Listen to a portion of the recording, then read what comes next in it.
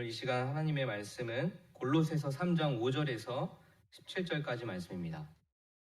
골로새서 3장 5절에서 17절까지의 말씀 저 한 절씩 교독하겠습니다. 제가 먼저 읽습니다. 그러므로 땅에 있는 지체를 죽이라. 곧 음란과 부정과 사욕과 악한 정욕과 탐심이니 탐심은 우상 숭배니라. 너희도 전에 그 가운데 살 때에는 그가 그 가운데서 행하였으나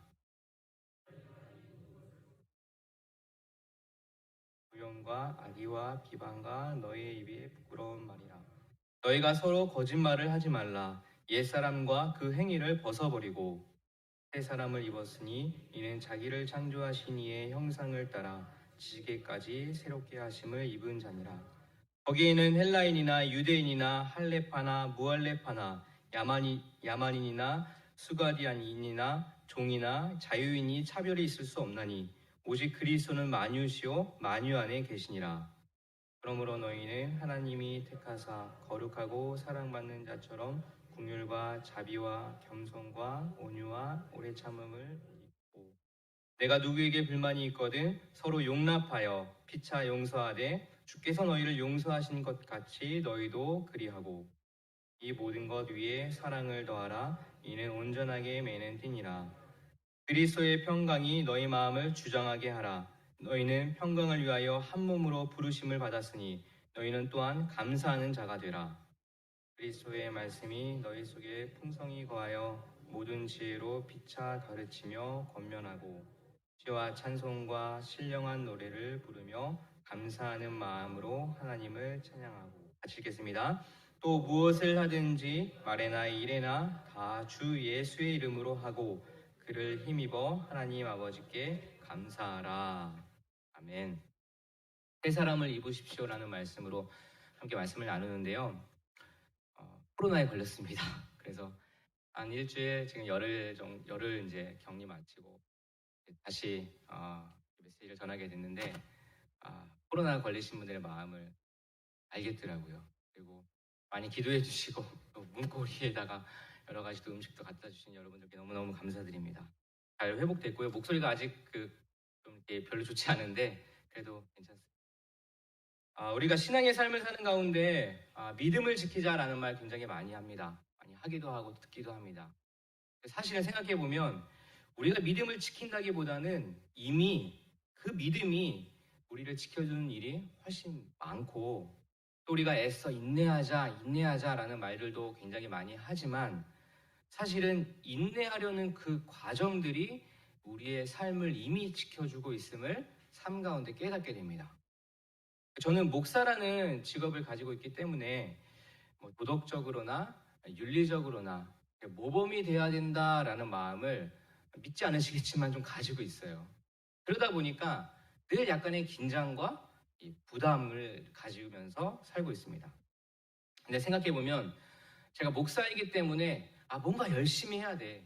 뭔가 정말 윤리적으로 도덕적으로 모범을 보여야 돼 라고 하는 것보다 그렇게 노력하는 것보다 이미 목사라는 직업 자체가 제 삶을 지켜주고 있음을 보게 됩니다. 말씀도 마찬가지예요. 우리가 말씀대로 살기 위해 열심히 성경 통독도 하고 묵상도 하고 또 큐티도 많이 하지만 사실은 내가 말씀을 막 붙들려고 열심히 읽어내려고 하는 것보다 이미 말씀 대신 하나님께서 우리의 삶을 지켜주고 있고 인도해주고 있음을 보게 된다는 것입니다. 그리스도인들은 삶 가운데 누가 중심인가를 늘 염두에 둘 필요가 있는 것 같아요. 내가 중심인가? 아니면 정말 우리가 중심인가? 아니면 정말 하나님이 중심인가? 이러한 고민이 우리 안에 있을 때 우리는 가야 할 때와 멈춰야 할 때, 말을 할 때와 침묵해야 할 때와 같은 중요한 결정을 하는 데 있어서 큰 도움이 될 것입니다. 이런 고민을 갖고 사는 것 자체가 우리가 하고 있는 이 신앙생활의 아주 큰 부분을 차지한다는 것을 우리는 알아야 합니다. 신앙생활이 아니라면 굳이 뭐 이러한 고민 우리가 할 필요 있겠습니까? 그냥 내가 원하는 대로 살면 되지. 오늘 본문의 첫 단어는 그러므로라고 시작을 하고 있어요. 그러므로라는 단어는 그 앞의 내용의 뒤의 내용의 어떤 근거나 뭐 원인, 이유가 될 때 쓰는 접속 부사입니다. 그러면 우리가 그러므로 나왔으니까 앞의 내용을 좀 살펴볼 필요가 있는데 골로새서 2장 20절을 보면 우리가 금방 알 수가 있습니다. 읽어보겠습니다. 세 번역 말씀. 여러분은 그리스도와 함께 죽어서 세상의 유치한 원리에서 떠났는데 어찌하여 아직도 이 세상에 속하여 사는 것과 같이 규정에 얽매여 있습니까? 그러므로 오늘 본문 말씀 5절에 땅에 속한 지체를 죽이십시오. 버리십시오라고 말씀하고 있는 것입니다. 그렇습니다. 예수님의 사람들은 이미 그리스도와 함께 죽었는데 왜 세상에 속해서 아직도 그것들 붙잡고 살고 있는가? 왜 세상 속에서 그렇게 그냥 거기서 빠져나오지 못하고 거기서 왜 살고 있는가라고 말씀하고 있는 거예요. 그러면서 5절 말씀이 더 강력하게 이야기하기로는 탐욕은 우상숭배다라고 말씀을 하고 있습니다. 탐욕은 우상숭배다. 우리 사실 이 말씀 굉장히 많이 들었죠. 잘 알고 있는 말씀입니다. 근데 문제는 진짜 내 안에 있는 탐욕이 뭔가? 정말 그걸 우상숭배라고 생각을 하고 있는가? 한번 돌아볼 필요가 있다는 것입니다. 우상하면은 그냥 탁 떠오르는 이미지가 어떤 형상, 어떤 뭐 동물, 뭐 이런 것들이 떠오를 수 있지만 5절에는 우리 각자의 내면에 대해서 말씀을 하고 있는 것입니다. 우리 각자의 내부라고 한다면 뭐 남녀노소 뭐 다 다르지 않겠습니까? 제가 말씀을 묵상하면서 어릴 적 생각이 탁 생각이 났습니다. 저희 어린 시절에 저희 가정에서는 저희 어머니 그리고 저 누나만 이렇게 교회를 다녔습니다. 저희 아버지를 비롯하여 뭐 할머니 그리고 뭐 친척들 대부분이 교회를 다니지 않았어요. 예수님을 믿지 않았습니다. 그래서 명절만 되면 을에 제사를 지내는 것이 당연했어요. 명절 때 제사를 지내는 할머니 댁에 갔지만 제가 교회를 다니기 시작한 이후부터 그 제사상에 절을 한 번도 하지 않았던 것으로 기억이 돼요. 어렸지만 나름 소신 있는 행동이었다고 생각할 수 있습니다. 당시 저에게 있어서 누군가 이 제사상에다 절하는 것이 우상숭배다라고 말씀을 해 주었기에 어린 마음에 저는 절대로 이 제사상에는 할아버지가 직접 와서 그 제사밥 먹지 않아라는 믿음이 있었고 저는 결코 그 앞에 절을 하지 않았던 것이죠. 할머니의 그 매서운 눈초리가 기억이 됩니다. 그래도 저는 소신을 지켰어요. 되게 정의로운 삶이라고 생각했습니다. 어릴 때부터 그렇게 지켜왔으니까. 그런데 지금 생각해보면 당시 저에게 있어서 어떤 진짜 우상은 어떤 제사상의 형상이 아니었더라고요. 저에게 있어서 진짜 탐욕은 무엇이었냐면은 제사가 빨리 끝나고 그 제사상에 올려놓았던 아주 그 맛있는 현란한 그 음식을 좀 빨리 먹어야지. 많이 먹어야지. 라는 것과 그리고 또 할머니, 우리 큰아버지에게 세배하면 세뱃돈 과연 얼마 주실 것인가? 그리고 그거 가지고 뭐 할 것인가? 그러니까는 막 지킨다고 하지만 사실은 마음의 중심은 더 거기에 있었다는 것입니다. 어린 나이였지만 탐욕이 있었던 것이죠. 바로 그것을 성경에서는 탐욕은 우상숭배다라고 말씀을 하고 있는 것입니다. 어쨌든 당시에 진짜 우상을 저는 깨닫지도 못했고 고백하지도 못했고 그런 상태로 30년 이상을 제가 이렇게 그냥 살아왔던 것입니다. 깨닫지 못하니 고백할 수 없었고 회개할 수 없었고 저는 그냥 정의로운 아이였다. 잘한 행동이었다. 소신 있는 행동이었다. 라고만 이렇게 30년 이상을 제가 생각해 왔던 것이죠. 이 말씀을 하면서 제가 그 생각에 떠올랐고 처음 이렇게 고백을 한 것입니다. 지금 내 안에 있는 진짜 탐욕은 무엇인가? 예배드리고 있지만 예수를 믿는다고 하지만 내 생각과 중심은 정말 어디에 가장 많이 속해 있는가? 그것들을 한번 생각해 볼 필요가 있다는 것이죠. 5절 말씀을 다시 한번 보십시오. 5절 말씀. 그러므로 땅에 속한 지체의 일들 곧 음행과 더러움과 정욕과 악한 욕망과 탐욕을 죽이십시오. 탐욕은 우상 숭배입니다. 내 안에 있는 진짜 우상이 무엇인가? 내 안에 있는 진짜 탐욕이 무엇인가를 고민하고 정말 기도할 때, 그리고 도움을 구할 때 하나님께서는 우리 안에 계신 성령님을 통하여서 그 탐욕이 무엇인가를 깨닫게 해 주신다는 것입니다. 그리고 말씀하시죠. 8절부터 10절까지의 말씀, 우리 같이 천천히 한번 읽어볼까요? 8절부터 10절까지의 말씀. 그러나 이제 여러분은 그 모든 것, 곧 분노와 격분과 악의와 회방과 여러분의 입에서 나오는 부끄러운 말을 버리십시오. 서로 거짓말을 하지 마십시오.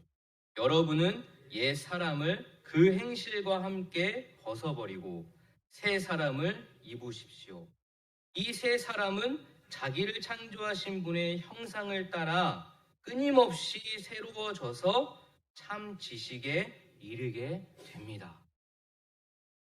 내 안에 있는 진짜 우상이 무엇인지를 깊이 고민하며 기도하며 도움을 구할 때 하나님께서는 우리 마음속에 찔림을 허락해 주신다는 것입니다.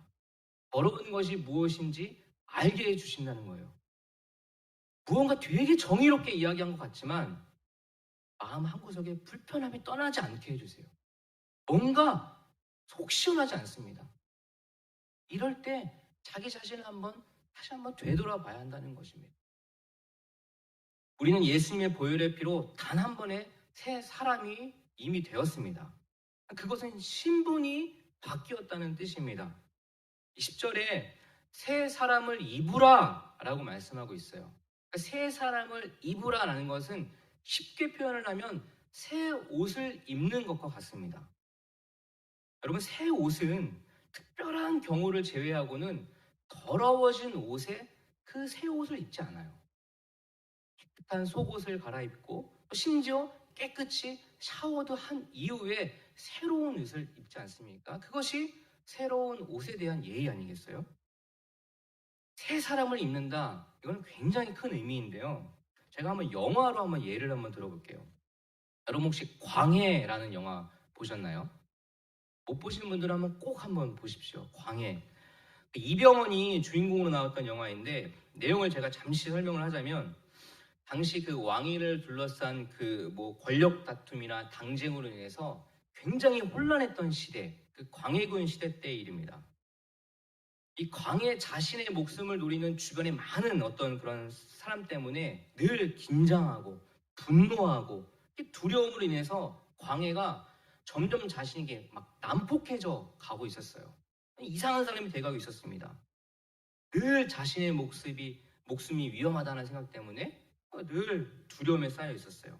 그러니까 무언가 여기서 돌파구를 찾지 않으면, 무언가 해결책을 찾지 않으면 아마 정말 미쳐버릴 것 같은, 죽을 것 같은 그 생각 때문에 한 가지 이제 꾀를 내는데 바로 그것이 자신을 대신하여 그 위협에 노출된 그 다른 인물, 그러니까 대역을 찾는 일이었습니다. 그래서 궁중에 있는 사람들을 보내서 그 사람을 찾던 중에 우연찮게 자신과 외모가 똑같은 사람을 발견하게 돼요. 그 사람은 어떤 일을 하는 사람이냐면 당시 어떤 정부를 비난하거나 이럴 때 그런 흉내를 내고 이런 어떤 만담꾼이라고 하는 그런 일을 하고 있는 사람을 딱 발견하게 되는데 얼굴도 똑같고 왕의 흉내도 똑같이 내는 그 만담꾼 하선, 그러니까 이병헌이 1인 역을 하게 되는데 똑같은 사람을 만나게 되는 것이죠. 그래서 그 하선이라는 사람은 영문도 모른 채 궁사람들에 의해서 어느 날 끌려갑니다. 광해군이 이제 잠시 위기를 피해 떠나면서 하선은 이제 왕의 대역을 하게 됩니다. 그래서 그 한낱 왕의 흉내를 내던 그 만담꾼에서 이제는 조선의 진짜 왕이 돼버린 것이죠. 신하의 어떤 지시에 따라 말투도 공부하게 되고 걸음걸이도 배우게 되고 모든 어떤 왕의 어떤 그 법들, 또 궁의 법들 이런 것까지도 아주 철저하게 배우게 됩니다. 그리고 드디어 때가 돼서 왕 노릇을 하게 됩니다. 왕이 옷을 딱 입는 순간부터 모든 게 그냥 다 바뀌어버린 것입니다. 모든 사람이 자기 앞에 와서 다 이렇게 굽신대고 또 말 한마디면 모든 것이 가능하게 된 세상을 맛보게 된 거예요. 평생 먹어보지 못했던 음식도 다 먹어보고 경험하지 못했던 왕의 삶을 경험하게 됩니다. 단지 그냥 옷 하나만 바꿔 입었는데 그 인생이 그냥 180도 싹 바뀌어버린 것이죠. 제가 단지 옷 하나만 바뀌었다라고 했는데 사실은 그 옷 하나만 바뀐 것이 아니죠. 그 옷은 천민에서 왕으로 바뀌는 그런 엄청난 능력의 옷이라는 것입니다. 옷이 바뀌어버린 주인공 하선은 그 옷을 갈아입음으로 천민에서 왕으로 신분이 바뀌어버렸습니다. 처음에는 다 어색하죠. 막 아무리 뭐 열심히 노력하고 공부했다고 하지만 그게 하루아침에 나오겠습니까? 처음엔 서툴렀고 거칠었어요. 시간이 점점 흐름에 따라서 점점 변해갑니다. 아주 진짜 왕, 예민하고 이 난폭했던 거의 정신이 이상한 그 광야와는 달리 따뜻한 인간미가 느껴지는 이 가짜 왕, 달라진 왕의 모습으로 점점 변해가는 것입니다.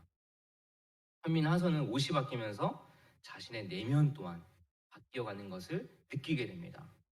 오히려 진짜 왕보다 더 진짜 왕 같은 모습으로 그 백성들은 그런 왕을 존경하고 사랑하게 됩니다. 주인공의 그 천민의 옷을 입었던 그 주인공이 옷이 바뀌니까 생각과 성품과 말과 행동이 다 바뀌는 것을 보게 돼요.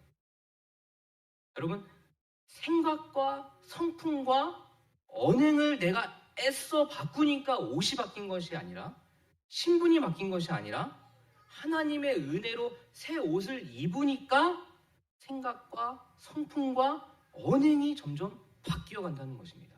순서가 굉장히 중요해요. 그러므로 내가 정말 새 사람을 입었나 확인하는 방법은 10절을 다시 한번 보십시오. 10절에 새 사람을 입으십시오.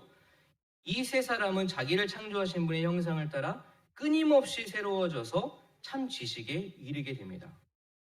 자기를 창조하신 분의 형상을 따라 끊임없이 새로워져서 참 지식에 이르게 됩니다.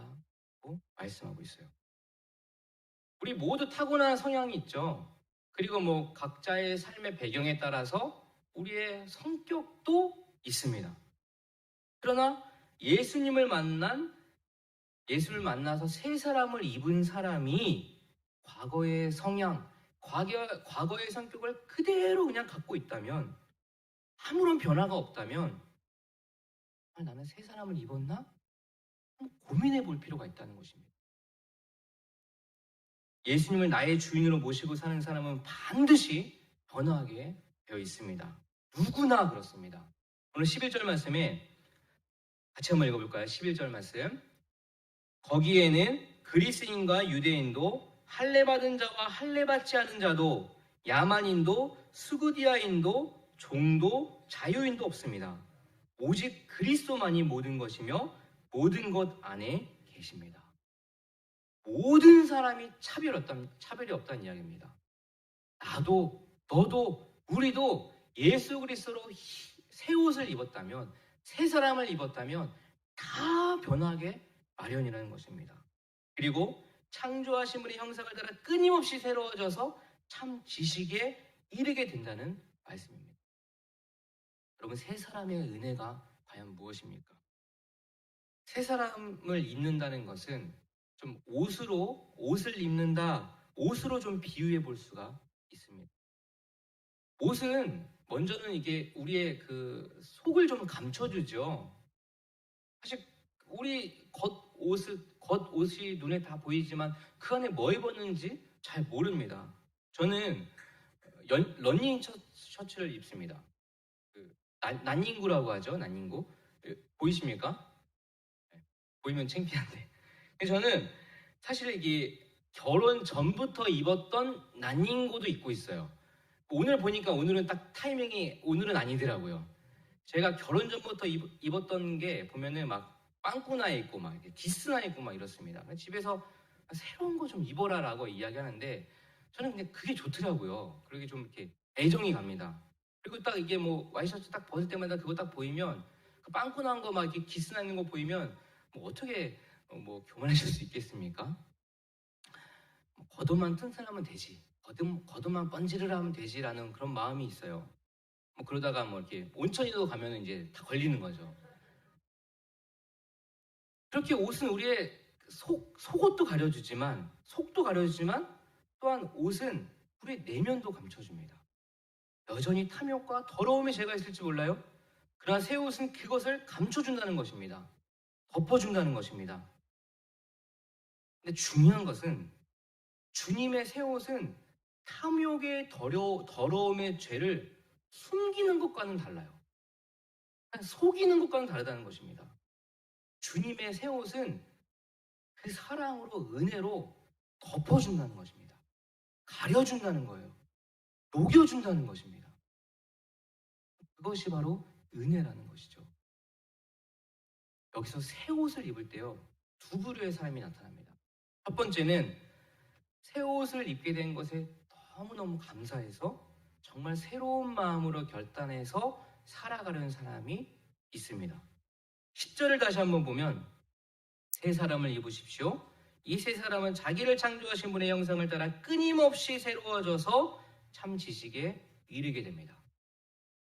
새 사람, 새 옷을 은혜구나 라고 받아들인 사람은 말씀대로 자기를 창조하신 분의 형상을 따라 끊임없이 새로워진다는 겁니다. 그렇게 살기를 결단하는 거예요. 그 옷을 입은 사람을 보면 우리 주위에 있지 않습니까? 저 사람 보면 그냥 예수님이 막 보여. 저 사람 말과 행동을 보면 정말 예수님 살아계시구나 보이는 사람이 있어요. 근데 반대로 새 옷을 입었는데 그 안에 여전히 탐욕이 있어. 이걸 버리지 못합니다. 옷으로 그걸 잘 포장을 하게 된 거예요. 오히려 옷으로 감춰준 것이 내 안에 탐욕을 더 키워가게 되는 사람도 있다는 것입니다. 하나님은 우리를 로봇처럼 만드시지 않으셨어요. 하나님은 우리에게 동일하게 하나님의 기준에 가장 좋은 환경과 가장 좋은 것을 주십니다. 하나님 준비가 돼 있으세요. 그런데 그 안에서 우리가 무엇을 선택할 것인가, 우리에게 자유 또한 주셨다는 것입니다. 하나님이 세팅을 해놓으셨지만 그 안에 선택을 우리가 할 수 있는 하나님의 놀라운 그 사랑이 있다는 것입니다. 그러면 여러분, 우리들의 현재의 모습은 과연 어떻습니까? 조금이라도 바뀌어져 가고 있습니까? 예전에 비해서 정말 좀 바뀌어져 가고 있습니까? 근데 내가 생각해도 정말 변화가 없어요. 내가 생각해도 자꾸 옛날로 돌아가려고 싶어요.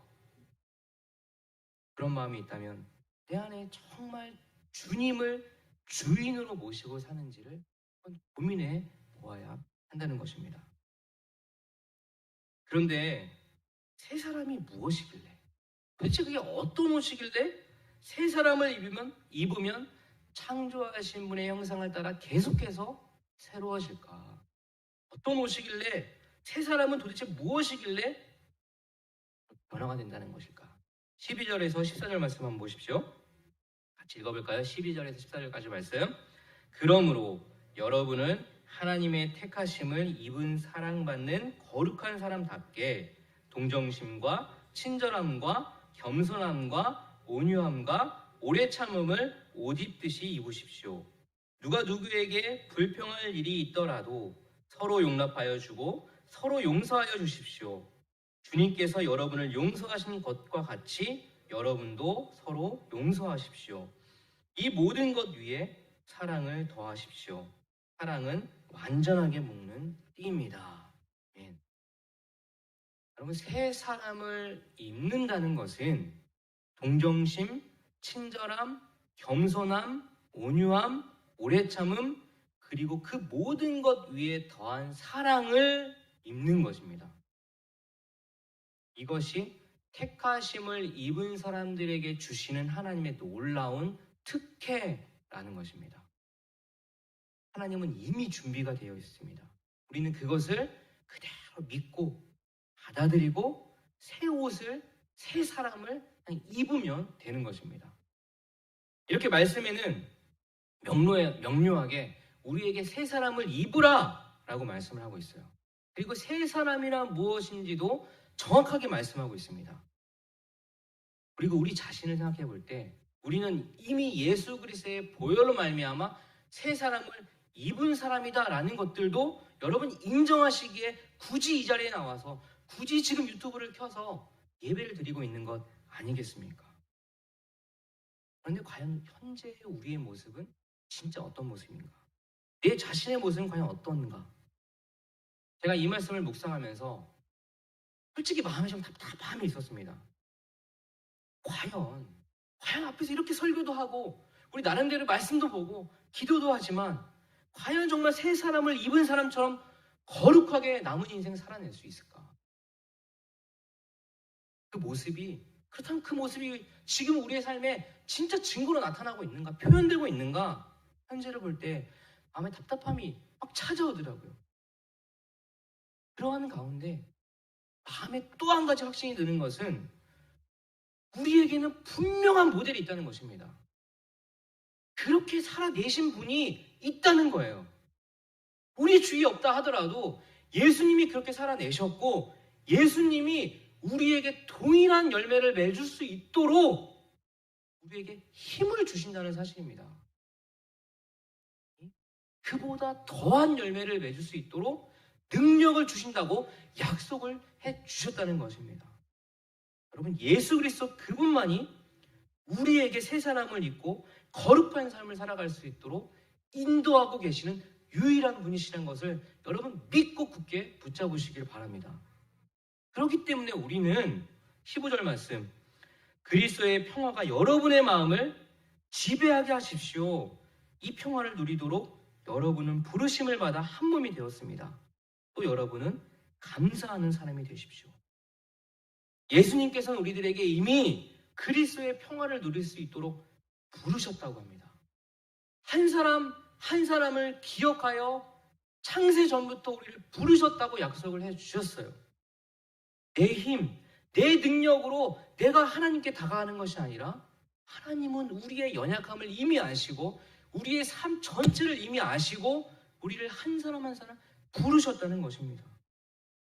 혼자 감당할 수 없는 수많은 것들을 주님께서 한 사람 한 사람 부르시고 한 몸이 되게 하셨기에 우리는 어떠한 상황에서도 죽음의 문턱에서도 우리는 그리스도의 평화를 누릴 수 있게 되었다는 사실입니다. 이것이 얼마나 큰 은혜인지 모릅니다. 그러므로 우리 그 은혜를 알고 믿고 그 은혜를 입은 사람들은 이제는 무언가 할 수 있게 되었다는 거예요. 16절 17절 말씀입니다. 같이 읽어볼까요? 16절 17절 말씀 시작. 그리스도의 말씀이 여러분 가운데 풍성히 살아있게 하십시오. 온갖 지혜로 서로 가르치고 권고하십시오. 감사한 마음으로 시와 찬미와 신령한 노래로 여러분의 하나님께 마음을 다하여 찬양하십시오. 그리고 말이든 행동이든 무엇을 하든지 모든 것을 주 예수의 이름으로 하고 그분에게서 힘을 얻어서 하나님 아버지께 감사를 드리십시오. 그리스도의 말씀이 여러분 가운데 풍성하게 살아있게 하십시오라고 말합니다. 이것은 말씀 많이 읽어라, 말씀 많이 외워라 라는 말씀이 아니에요. 말씀이 우리의 삶을 인도하고 있는 것을 말합니다. 요한복음 1장 1절 말씀에 태초에 말씀이 계셨다. 그 말씀은 하나님과 함께 계셨다. 그 말씀은 하나님이셨다. 우리가 말씀을 붙잡는 것 같지만 우리가 뭔가 말씀을 열심히 읽어서 거기에 적용하려고 열심히 노력하는 것 같지만 이미 말씀되신 하나님께서 우리의 삶을 이끌고 계신다는 것을 인정하는 겁니다. 하나님이 이끄신 것을 인정하고 우리는 그 자리를 기꺼이 내드리는 거예요. 하나님께 자리를 온전히 내어드릴 때 우리는 하나님 주시는 평안을 누릴 수 있게 됩니다. 여러분, 말이든 행동이든 모든 것을 주 예수의 이름으로 행해 보십시오. 내 입술과 행동에서 분노와 격분과 악의와 회방과 부끄러운 말이 나올 수 있습니다. 나올 수 없죠. 살다가 보면은 분노가 나올 수 있고요. 살다가 보면은 부끄러운 말이 나오려고 할 때도 있습니다. 그럴 때마다 우린 17절 말씀 의지하여 그분에게서 힘을 얻어서 하나님 아버지께 감사를 드리십시오. 화가 나려고 할 때, 이거 진짜 뭔가 분노를 표현하려고 할 때, 이 말씀을 의지할 때 우리는 됐다 아이가 이렇게 되지 않겠습니까? 내 힘으로라면 분노가 나올 때 분노할 수밖에 없고 부끄러운 말 나올 수밖에 없습니다. 그러나 말씀 되신 하나님께서 힘을 주시기에 감사할 수 있게 됩니다. 죽음의 문턱에서 나만 제일 불행한 것 같은 그 순간에서 하나님 감사합니다라는 말이 나올 수 있다는 것입니다. 분노 대신 용서할 수 있게 되고요. 악의와 회방 대신 평화를 선포할 수 있게 되는 것입니다. 세 사람을 이으십시오. 공정심, 친절함, 겸손한 온유함, 오래 참음, 그리고 그 모든 것에 더한 사랑을 입으십시오. 그리고 그리스도의 평화가 우리의 마음을 지배하게 하십시오. 이 평화를 누리도록 우리들은 부르심을 받아 한 몸이 이미 되었습니다. 이 말씀을 붙들고 나아가는, 이것들을 기억하고 또 기억해서 오늘도 감사해보는, 한 주도 감사해보는, 내 인생 전체를 두고 감사해보는 저와 여러분 되기를 기도합니다. 기도하겠습니다.